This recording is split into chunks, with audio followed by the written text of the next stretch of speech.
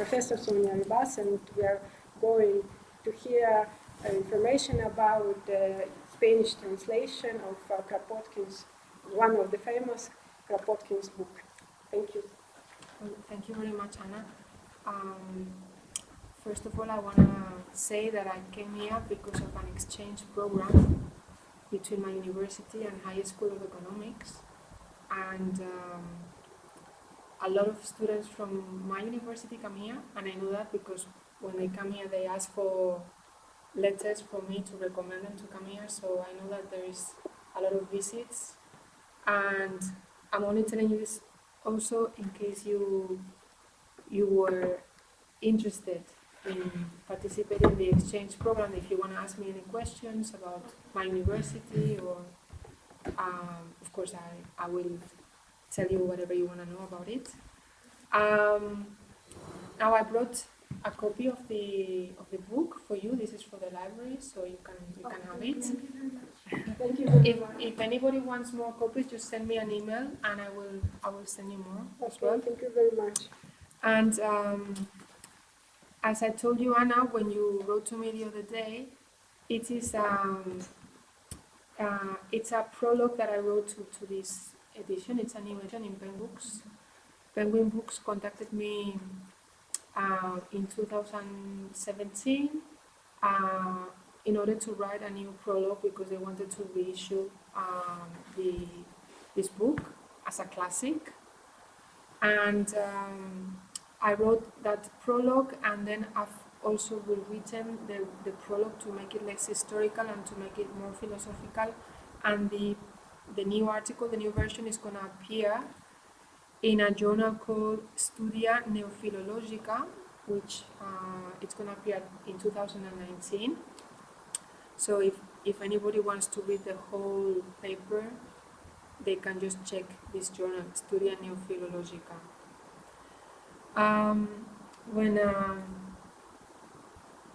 When Penguin Classics approached me to write about this prologue, first of all, I should say I'm no specialist in Russian anarchism.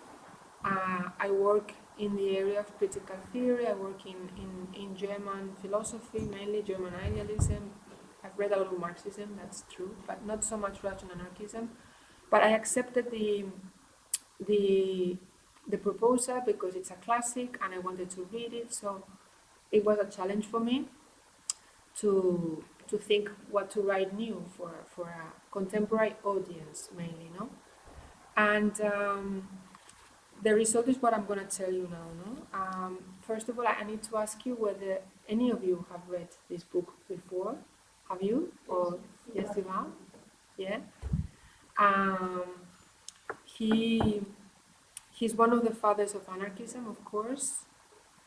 He's widely recognized as a political writer, as a social theorist and philosopher of science, but at least in Spain, his texts do not usually interest people outside of the circles that follow that political doctrine, circles of anarchists. Although I should say, where I come from, where I live in Catalonia, there's a strong anarchist movement.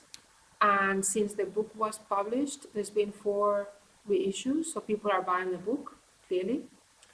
And the book was read also during the Spanish Republic. I will tell you more about this later. So it has always had a lot of audience in Spain. Both his Kropotkin's fundamental scientific presuppositions, which he applied to the domain of social life, and his unflinching belief that anarchist communism was already growing within the core of capitalist societies, have been proven wrong. He thought that anarchist communism was already growing within capitalism. Yet, reading Kropotkin today, I think, can still be fascinating, and that's what I'll try to put forward in this presentation. Kropotkin was somebody who scorned words as discursive play. He didn't like words. if he criticized words, mere words. But at the same time, he was a master of narrative.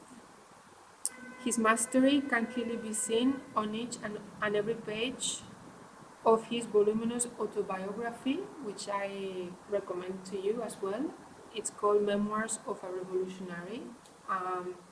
But also you can see his mastery in his other writings.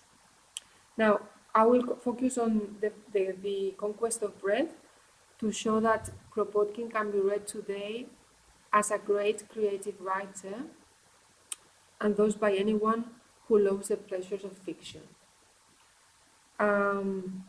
As a starting point, we must keep in mind that Kropotkin always underlined not only how anarchist views strongly impacted contemporary artistic creation, but also how literature was important for the development of anarchism as philosophy.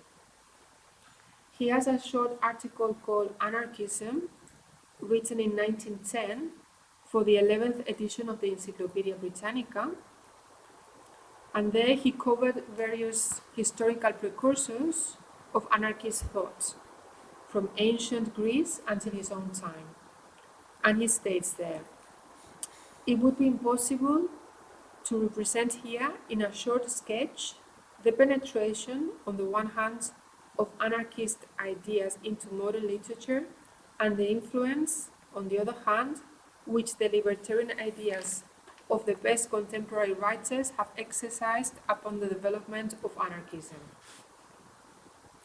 So in what follows, I will explore this penetration and influence of anarchism and literature concerning the conquest of bread itself.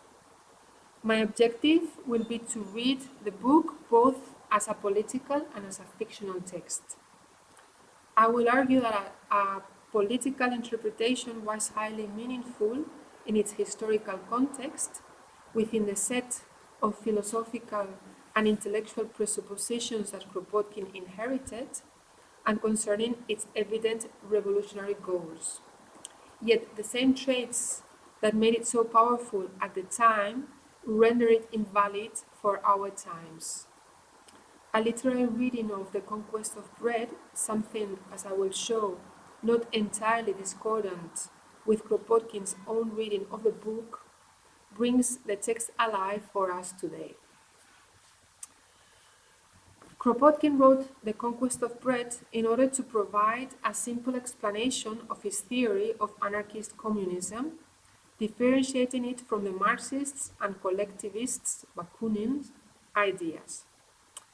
The book was also a kind of rewriting of the 1871 Paris Commune from the point of view of agricultural self-sufficiency as revolutionary strategy.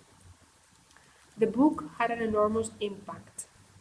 It was the first of its kind in the history of anarchism that both aimed and managed to reach a broader public. Kropotkin wanted to show that anarchist communist tendencies were already bursting forth from within different collaborative practices already in place in his time, even in individualistic societies. He held that one only had to prove this scientifically in order to lead the working classes and, as we will see also, the middle classes to acknowledge it and thus abolish governments. These collaborative practices were what he called mutual aid. He also has a book called Mutual Aid, social cooperation, and communal production and distribution. The book is divided into 17 chapters, which specify the three aspects that revolutionary forces must consider: historical, scientific, and practical. According to Kropotkin, all these elements put together generate a synthetic view of the state of the world as a whole, with communism as its logical consequence. The introductory parts provide the background on how humanity has reached a historical and evolutionary moment in which industry and technology can definitely guarantee the well-being of every person on the planet. Yet, the present unjust political and economic situation reigns supreme, with the few enriching themselves at the expense of the many. Then comes a crucial chapter on anarchist communism, summarizing the fundamental tenets of his political doctrine: the abolition of government, anarchism, and private property, communism. Kropotkin's central idea is that anarchist communism is not only desirable, but inevitably bound to rise naturally from within current social and historical tendencies. I'm going to quote now from the book. He says, "Thus, we find a tendency eminently communistic springing up on all sides and in various guises in the very heart of theoretically individualistic societies." Observing this or his contemporary world, he concludes that many instances of this political and economic organization are already at work. The goal is to propel this ongoing movement by means of a revolution, getting rid of government and property in one go. There is another chapter called Expropriation, which holds that all great fortunes have their beginnings in the poverty of the poor. He argues that for workers, having a salary always amounts to their own exploitation. Kropotkin held that expropriating the wealth accumulated by the few is the starting point of the revolution. The next 5 chapters deal with the 5 concrete material needs that the revolutionary movement must provide for everyone: food, dwelling, clothing, ways and means. By that he means transport and means of production, and finally luxury goods. If we place ourselves at the very instant of revolutionary upheaval, the main thing to keep in mind is that everything, in Kropotkin's view, should be orchestrated in such a way that bread is guaranteed for all right away. Now he mentions here 3 popular movements that took place in France in the previous 100 years. The Republic in 1793, Labor in 1848, and the Commune in 1871.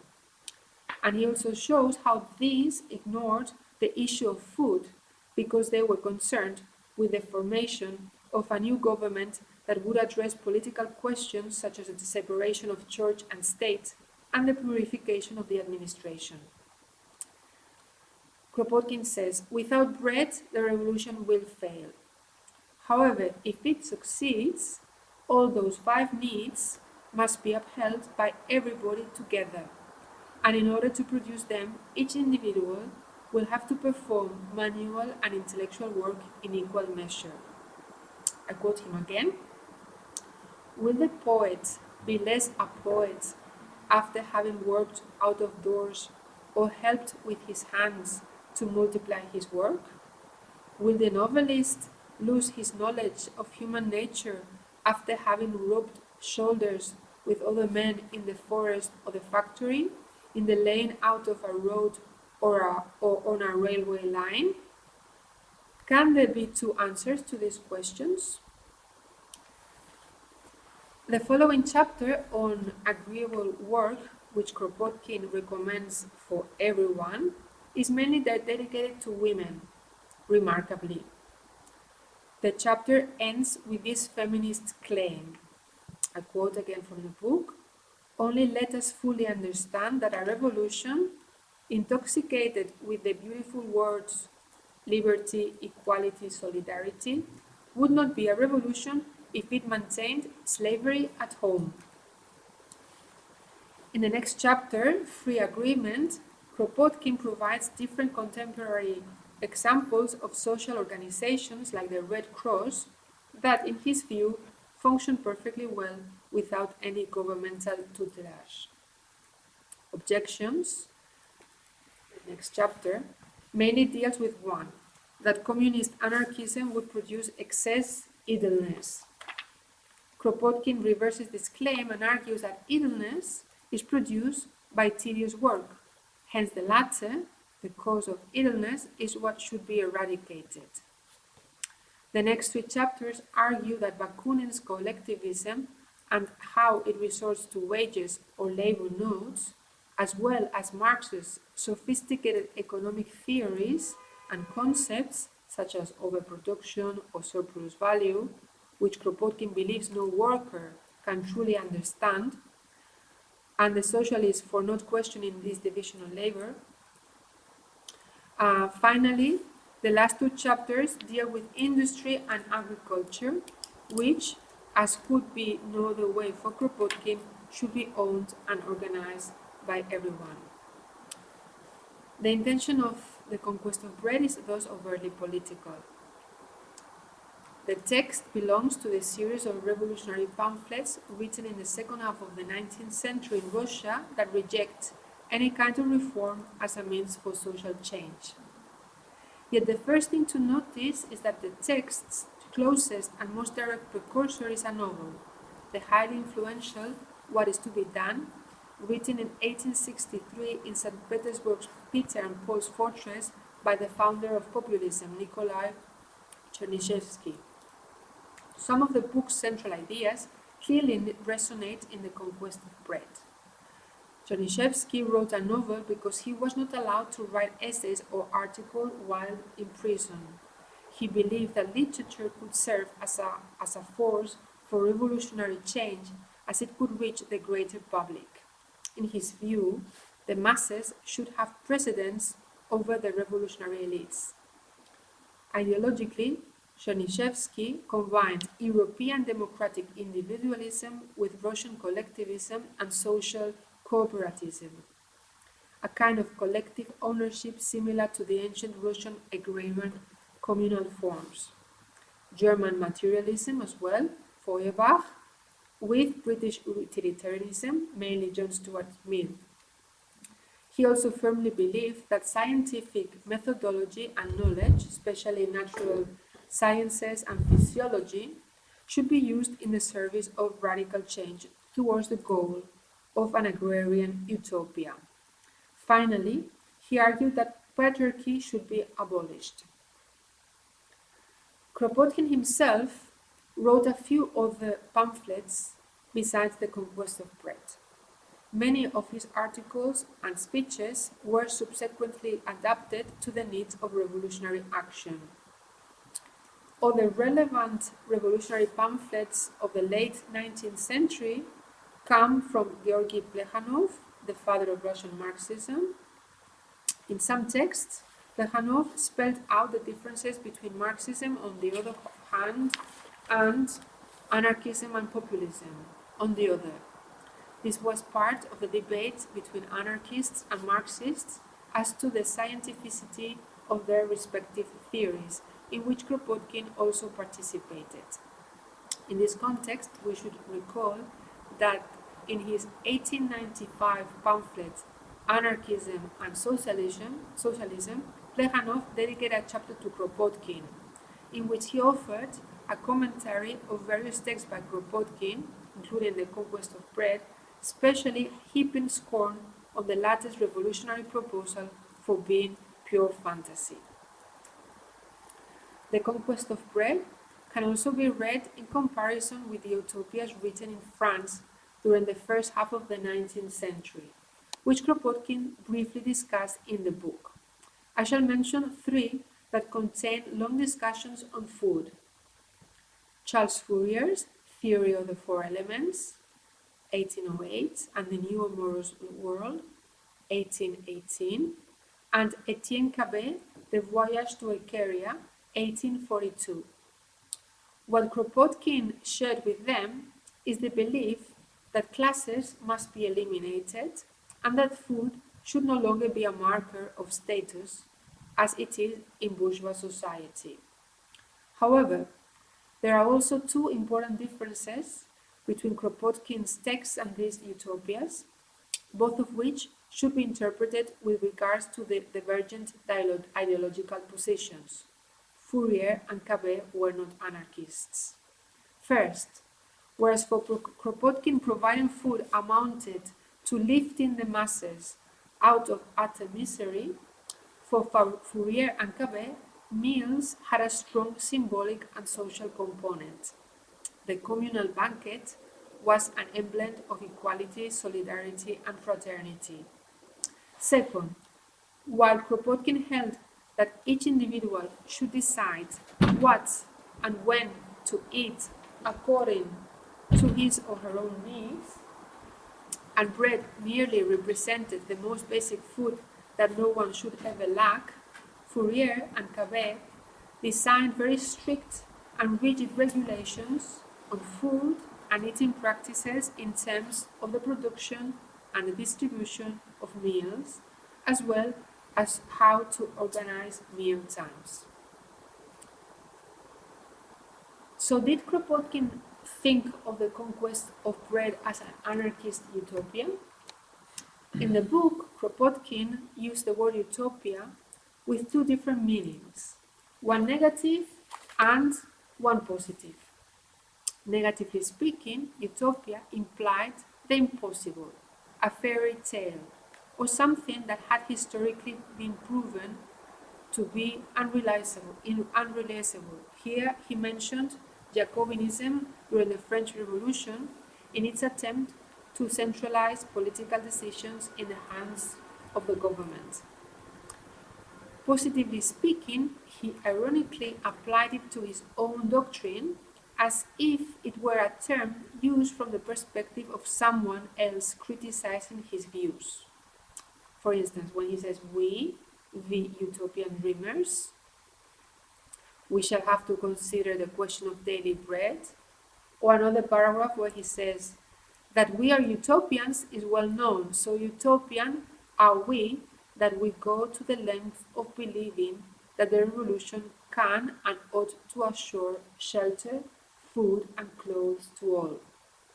In this case, he unintentionally accepted the word as a valid adjective to characterize his views, arguing that his analysis had shown that anarchist tendencies were already operating in society. As Ruth Kinner has written, Ruth Kinner is one of the specialists today in Kropotkin, Kropotkin's ambivalence between his claim to scientific rigor and his penchant for fantasy is rooted in his attempt to reconcile a desire to show the viability of anarchy with a commitment to experimentation and variety. But what if, following Kropotkin himself, we think of this ambivalence instead in terms of the penetration and influence of anarchism and literature that I mentioned before?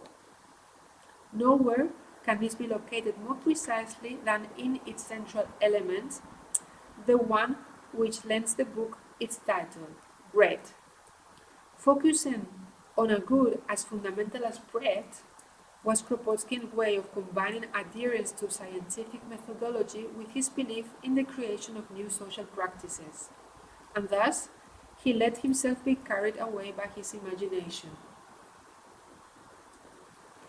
So I'm not gonna go into the historical part in which I explain the moment in which Kropotkin more or less decided to become a revolutionary. That's something that you can read in the full paper. This happened when he went to the Jura Federation in Switzerland, and he became acquainted with all the different anarchist groups operating there. No? I will concentrate more on the philosophy of the book itself, what I call, following him, Kropotkin's broad ideas, because he uses this term, broad ideas. In the conquest of bread, we find ideas destined to appeal not only to the revolutionary minority amongst the workers, but also to the more extensive base of the non-revolutionary middle class that could identify itself with the workers. Thus, his friend Reclus, who wrote the prologue, described the purpose of the book in the prologue to the first edition as follows. It calls on men of good faith who honestly wish to collaborate in social transformation and shows them in broad outlines how the processes of contemporary history will allow us at long last to create the human family in the ruins of banks and states. And in his memoirs, which I also fully recommend, it's really, really good writing, actually, his Memoirs of a Revolutionist, Kropotkin wrote the following. If then there are periods in human development when a conflict is unavoidable and civil war breaks out quite independently of the will of particular individuals, let, at least, these conflicts take place, not on the ground of vague aspirations, but upon definitive issues, not upon secondary points, the insignificance of which does not diminish the violence of the conflict, but upon broad ideas which inspire men by the grandness of the horizon which they bring into view. End of quote.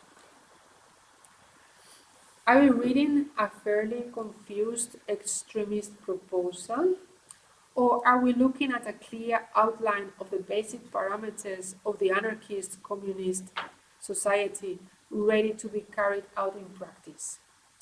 The line separating one reading from another is very fine, and it is a constant in the historical reception of Kropotkin's work. Kropotkin's text sought not only the rebellion and sacrifice of workers, whether by means of partial movements or dramatic revolutions, but also the support of a middle class willing to collaborate with the former for social reform. The texts not only pitted themselves against merely ideal formulations regarding what society should be, and here Kropotkin included any system containing any sort of metaphysics or dialectics, but also strove to find the explanations which could give an account of the movements and social evolution in the inductive procedures of the natural sciences. In effect, this has been one of the most criticized aspects of Kropotkin's proposal, his belief that development of society and history in general followed the same logic of causation as the natural world, his positivism, and his concomitant idea that the scientific method was capable of providing objective and anthropological arguments in favor of anarchism, his scientism. But Kropotkin's positivism and scientism were linked to the idea that human beings, as a species, have a natural propensity toward cooperation and altruism. Enrico Malatesta, another anarchist, already criticized Kropotkin during his lifetime for his belief in the limitless possibilities of science and his trust that scientific methodology served to decipher the evolution of history and the aspirations of emancipation. In particular, he reproached Kropotkin for considering that anarchism could be explained in a mechanistic and integrative manner. Yet, it was Kropotkin's impassioned discourse and his authoritative appeal to the necessary combination of theory and praxis that secured him a prominent place in both the intellectual and working class history of the turn of the 20th century. Most interpretations of Kropotkin's work remind us that his faith in science was predominant among other classical anarchist writers, who saw themselves as researchers of nature capable of empirically capturing the truth of social life. The fathers of anarchism also tended to imagine a natural and continual movement of all the world's elements, or a fundamental state of nature that we must return to, where, contrary to Hobbes, harmony predominated. They furthermore based themselves on science to draw up an alternative image of the authoritarian society of the 19th century. Positivism, in fact, played an important role in the radical Russian thought that inspired Kropotkin, as well as some in very important literary works of his time. Yet, no one believed as strongly as Kropotkin that science could explain the causes of human suffering and contribute practical solutions. A somewhat more favorable interpretation of Kropotkin might highlight that what he called laws of development were nothing more than generalizations based on observation and experience, and not rigid applications of theories about historical necessity. This possible reading might also suggest that although it is true that Kropotkin assumed, along with Kant, that history was a process towards growing rationalization, he did not take for granted that there was any straightforward path towards progress. That's basically Ruth Kinna's argument. What is clear is that Kropotkin believed that his broad ideas or principles had to be propagated among a majority of the population as much as or more than the strictly socialist ideas about the communalization of property and production, which could lead to new forms of authority. Freedom would thus be raised as the fundamental and irrefutable principle of social change. However, Kropotkin recognized that if this principle was sketched out as a dogma, it could lead to excesses or undesired exaggerations while being applied. These excesses, however, had to be tolerated with the grounded trust that, I quote him again, freedom remains still the wisest cure for freedom's temporary inconveniences. It is thus useful to compare the notion of freedom proposed by Kropotkin with the one advanced by classical liberalism. Kropotkin was against the conception of negative liberty and its sometimes related belief in economic laissez-faire. His anarchist communism was in favor of individualism, but only if it unfurled around solidarity and as long as it flourished in small communities where the active participation among all participants was possible. Freedom without real equality was likewise inconceivable, but neither one nor the other had to be promoted or covered by the law. Rather, they had to be realized under spontaneous forms of interaction, which he called free agreements, aimed toward achieving shared goals. In a proclamation clearly intended abstractly for anybody and everybody, he exclaimed, quote, "It is anarchist communism, communism without government, the communism of the free. It is the synthesis of the two ideals pursued by humanities throughout the ages, economic and political liberty." Kropotkin rejected the idea that authority was necessary and that humanity was to blame for its self-deceit. The burden of traditions, prejudices, political restrictions, and obligations inherited from the past had to be wiped away. And so, the conquest of bread aimed to break workers' blind faith in submitting to national government. Kropotkin maintained, implicitly arguing against Marx, that this was the true root of the fetishism that governed their lives. Yet, if the critique of authority and equality were not accompanied by the courageous affirmation of freedom, the effort would be useless. Still, Kropotkin continued claiming that, I quote again, "In the present development of civilized nations, we see most unmistakably a movement ever more and more marked tended to limit the sphere of action and the government and to allow more and more liberty to the individual." Finish quote. How did he arrive at this claim? The socialist and international congresses he attended during these years confirmed the division that existed between the workers. among those who were under the direction of socialist democracy, which tried to bring the workers' movement together in an organization depending on a central committee, and the groups of workers who sought to preserve their autonomy at all costs. He was very clear that the conquest of power within the existing states, which was the slogan of social democracy, could not encompass the entire socialist movements and conceived of the conquest of bread as a real alternative for the workers' movement. However, this later conquest was not to be proposed as another impossible utopia of a single unified movement under the orders of a centralist government. Here we find the explanation of how it was possible for him to account for the current and, to his mind, terrible state of things without giving up on catching a glimpse of something better.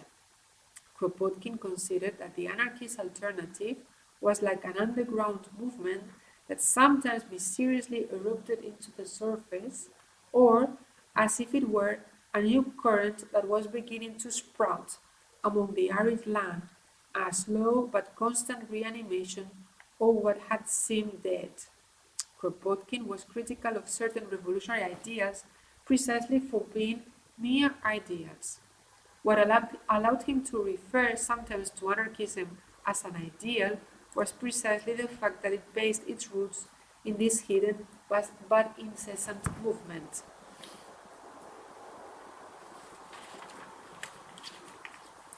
Now I'm going to go to the part in which I actually concentrate on the symbol of bread. The conquest of bread is about bread as the maximum signal of hope, a representation of all the phenomena taking place in the present and which point towards a better future. What function, then, does the symbol have in Kropotkin's articulation of the revolutionary and anarchist model? Thank you. First, Kropotkin used bread as a rhetorical resource, the clear and simple language that he appealed to so many times, to ensure that his anarchist proposal could be accepted by intellectuals as well as by the masses lacking education. This language appealed to both the workers living in misery, whose piece of bread was not at all guaranteed, as well as to the middle class, who never lacked for food. Bread is for everyone, because everyone is in agreement about it. Second, bread served as a symbol of a supposed nexus that Kropotkin intended to find between the natural and the social, between food as a guarantee of life and the social organization that had to provide it. Methodologically speaking, this assumption served as the foundation upon which Kropotkin proposed perspective of natural science should take place, and which would also be applied to historical processes as well as to the design of the anarchist program. Third, bread also represented something that was a bare minimum material that could be constructed or contrasted to the world of ideas. Bread against bourgeois ideas. Bread against Jacobin political ideas. Kropotkin articulated bread as the ultimate object that supposedly would go beyond the words and trappings of language. For example, in reference to the large popular movements which took place in France, the ones I mentioned before, Kropotkin reproached them for immediately starting to organize political matters related with the government, power, administration, and separation between church and state, instead of being concerned with the fact of people having to eat. Invoking bread helped Kropotkin to affirm that his proposal was neither mere discourse nor simply brilliant prose. The intellectual tradition which he came from and the scientific empiricism he embraced would not allow him to think of bread as merely a word, we would say today an empty signifier, potentially just as dishonest and deceitful as any other. Fourth, bread for Kropotkin represented the goal of satisfying the most basic necessities, a radical way to end hunger. What lurks behind this proposal was the criticism he directed against currents of socialism which argued that given that we live in societies where we produce more than we need, the central defect of these societies resides in the distribution, and the revolution must consist of distributing the surplus value in a manner different than how the capitalists appropriate it in these societies. Kropotkin was of the opinion that if we live in a society in which private property reigns supreme, production and not only distribution had to be completely modified. Fifth, bread represented the specific form of anarchism that Kropotkin conceived, countering Bakunin's anarchist collectivism.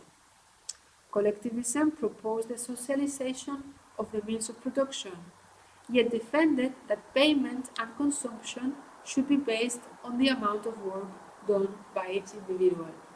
That is, collectivism did not eliminate the wages system, although it advocated for a much more egalitarian system than the capitalist one, labor checks. The idea that Kropotkin defended was to socialize production as well as distribution in such a way that the community was in charge of providing the minimal means of subsistence to all of its members without their having to pay. Sixth, as the symbol of the most primary human needs, bread represented that which, according to Kropotkin, the political economists of his time ignored. He criticized them for being too theoretical, for the fact that people couldn't understand what they were writing about, etc., etc. Seventh, Kropotkin presented morals as the action directed to guaranteeing bread for subsistence and promoted by the humanitarian sentiments of solidarity and empathy. So it was like the basic morality, no? Morality expressed in terms of bread. I conclude now. In the chapter dedicated to food, Kropotkin considered a possible critique to his propositions, the idea according to which a society where labor was free would be full of idle individuals. He wrote the following: "But provisions will run short in months. Our critics at once exclaim, 'So much the better,' say we. It will prove that for the first time on record, the people had enough to eat." If bread was the fundamental element which, according to Kropotkin, constituted the existence and survival of the society, it is thus not strange that bakeries, granaries, ovens, stovetops, harvests, fields, and crops abounded in the book, as well as, of course, the different types of sliced bread, the ones that you have and you don't have, hard bread, cereal, wheat, corn, bran, and flour. Kropotkin also let slip a reference to the empresses of the Sandwich Islands, perhaps evoking a typical English foodstuff without even realizing. All the ingredients and beverages are baked into the text, including international dishes and sweets, and of course, multiple expressions about dinner, intake, nutrition, hunger, fasting, provisions. No one has written more succulent prose than Kropotkin about bread. The book was widely read at the start of the 20th century in Spain by the anarcho-syndicalist movement and by many other workers, according to the evidence of the number of issues sold from each published edition. Some of the warnings to readers which appeared in it became true premonitions. See, for example, when he wrote the following: "Should an authoritarian socialist society ever succeed in establishing itself, it could not last. General discontent would soon force it to break up or to reorganize itself on principles of liberty. His concern about hunger is not, as lamentable as it may be for us, an issue that has been overcome. It is true that some of the proposals traced in the book take form today in cooperatives and small-scale economies across the planet and are often invoked when decentralized and non-hierarchical social movements sprout up. They are ideas which receive recurring attention, of course, among the rank and file of contemporary anarchism and could inspire what today is spoken of as global food justice. However, although people return to them in moments of protest and when searching for alternative economics and politics to the unstoppable capitalist commodification of the world and social relations, one cannot deny that the passage of time has not been particularly kind to the conquest of bread.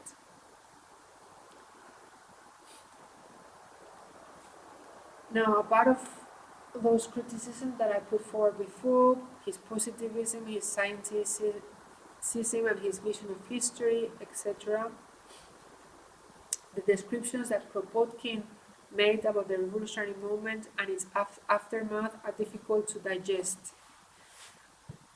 He thinks of a moment in which everybody will be happy, everybody will have reached full welfare, and we will have satisfied all manifestations of the human mind. We will all carry out work without idleness, we will enjoy the setting sun, we will live in full harmony in nature and with everybody else, and of course, we will all fill up on bread. However, what if we stop reading the conquest of bread as a program of revolutionary action based on the firm belief in the progress of humanity and science? I think we should read it in a different way. We should take into account the last lines of the book as a point of departure. So we read it from back to front while remembering that Zola, an avid reader of Kropotkin, said in reference to the text's beauty that it was a true poem, and we should appreciate this beauty of the book. Here perhaps we will find the details in the book that give life back to the text for our days.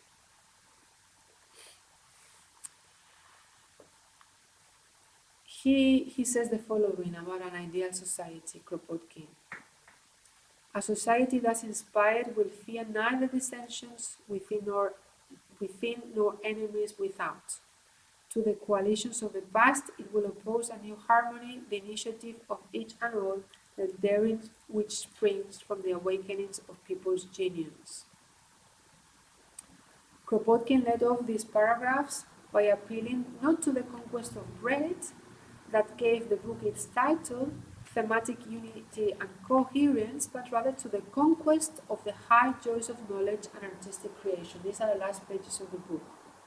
It is interesting to note that some paragraphs before he wrote concerning the developments of a future science at the service of anarchist communism. He says, "They will experiment, but let us stop here, or we shall enter into the realm of fancy." Kropotkin interrupted his writing in order not to let himself be carried away by his own lustrous prose and overflowing imagination.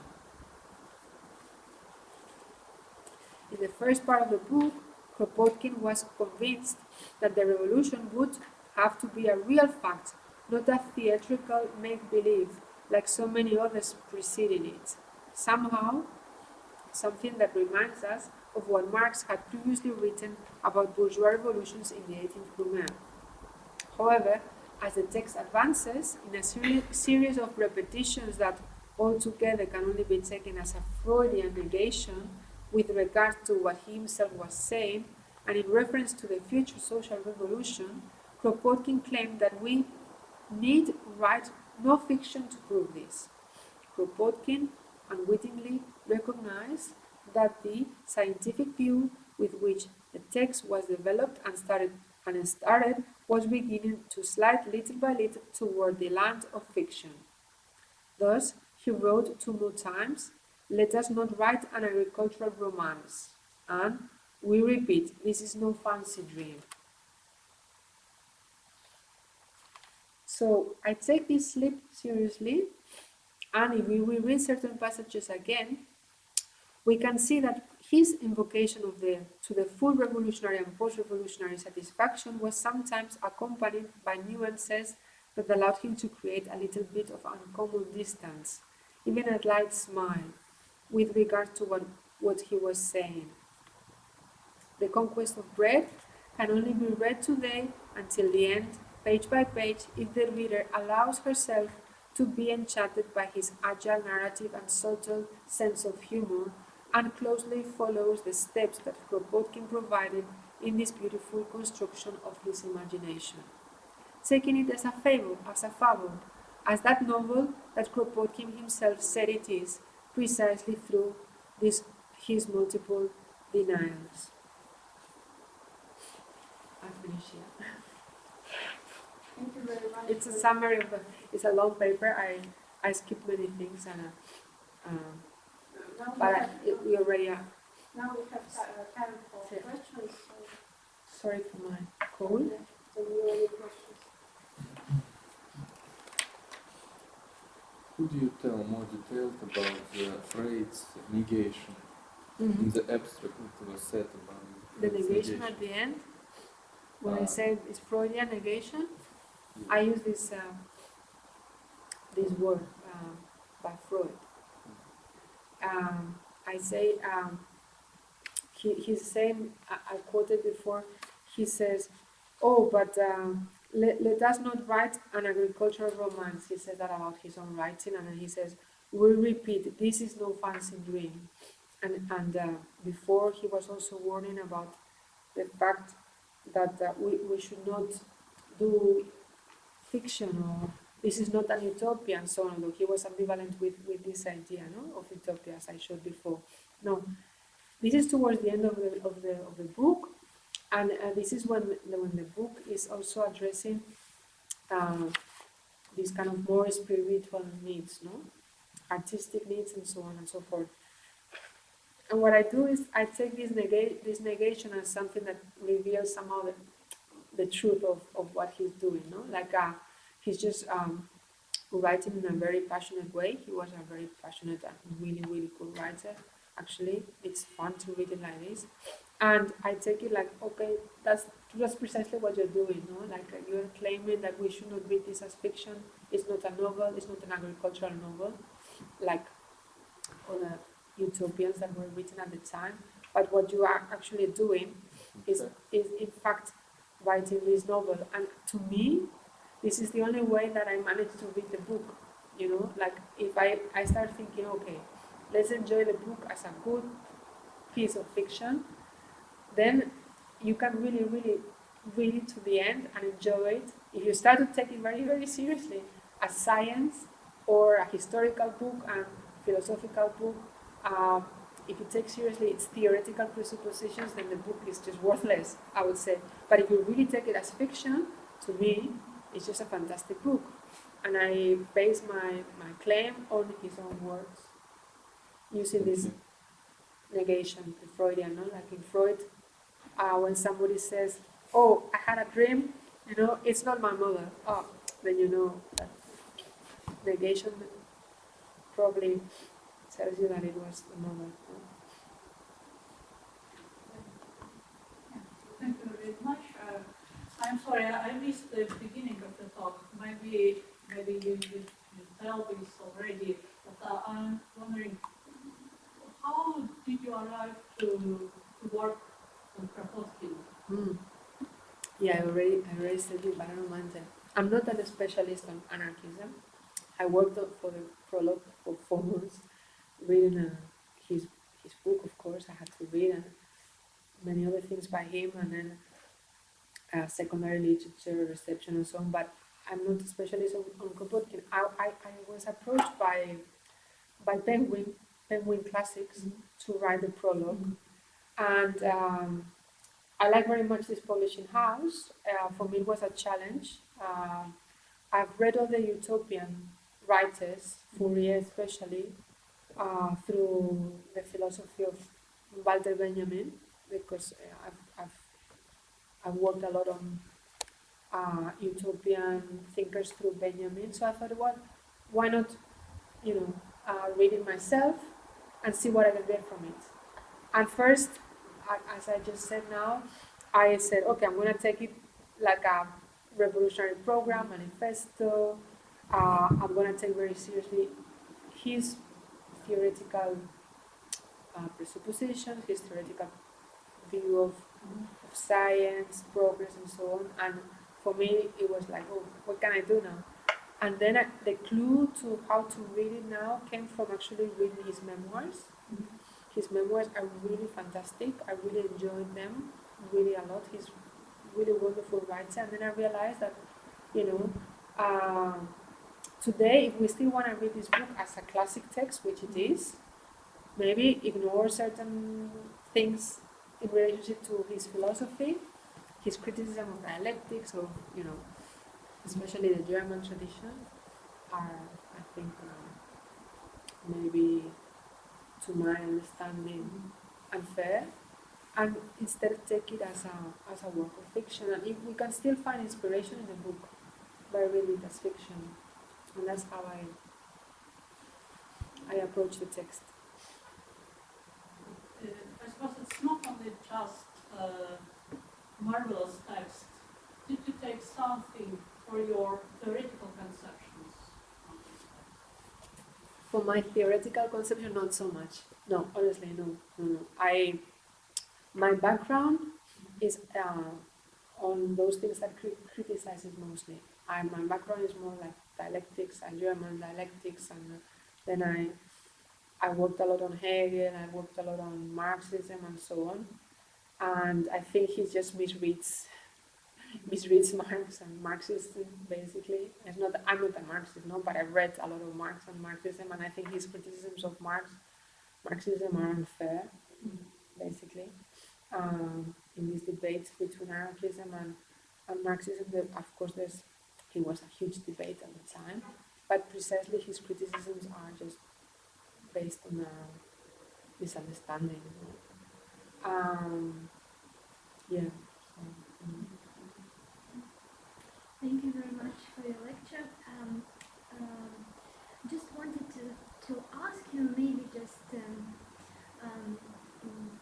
notice that Kropotkin is not only an anarchist or writer, he's also quite well-known scientist and geographist and ethnographer. And in his house,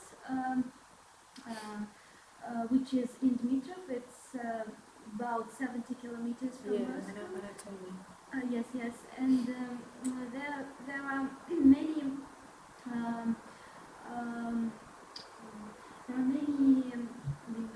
minerals, or just like examples of his work on geography, ethnography, and mineralogy. Exactly. Yes, and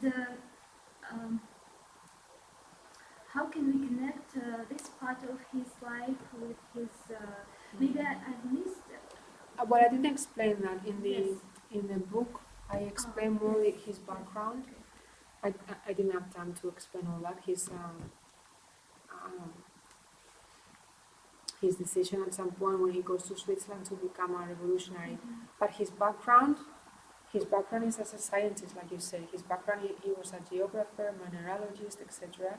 He did a lot of trips throughout Russia, and like you say, he collected a lot of minerals, and he did a lot of maps as well. And his discoveries are well, accepted in that field.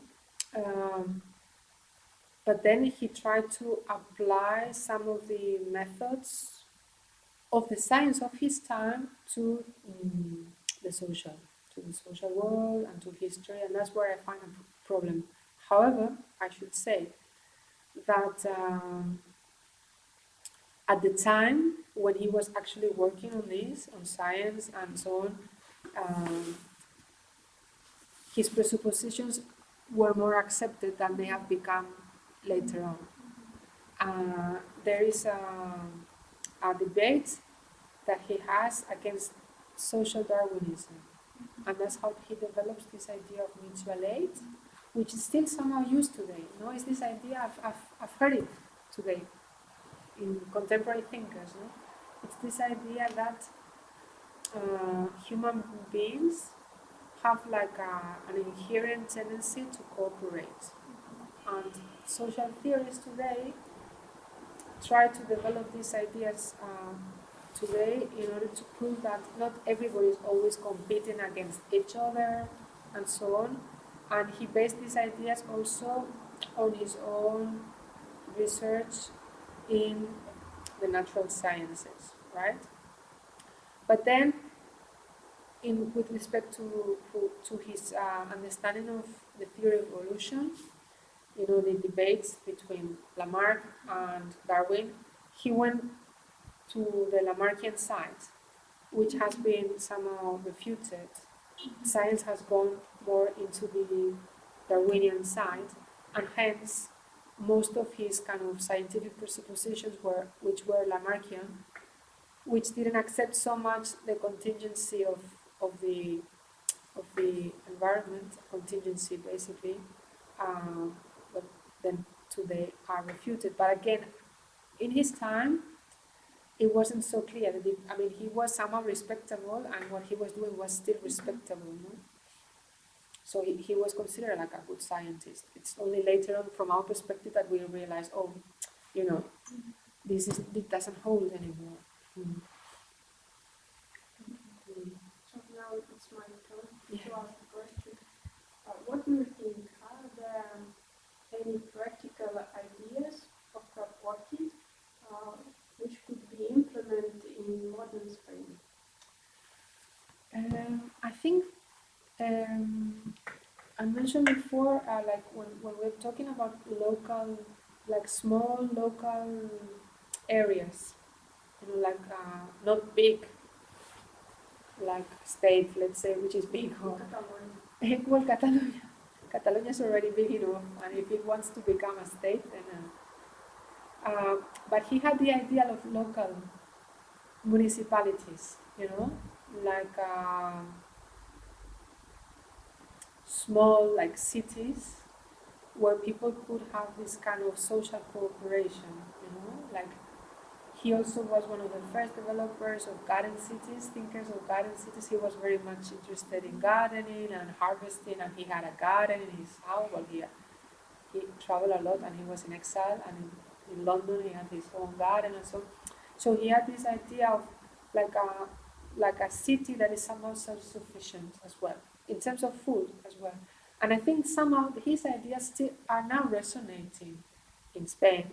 I mean, maybe not explicitly thinking about Kropotkin, but when people say, eat local, you know, try to, yeah, like when people say, instead of going to the supermarket, where you buy bananas that come from South Africa or from whatever, you know, really far away, and you need a ship to bring the banana, and you use so much, you know, oil, and you exploit people. You don't know how people are living in South Africa or wherever. Why not just consume from the local farmers in your area?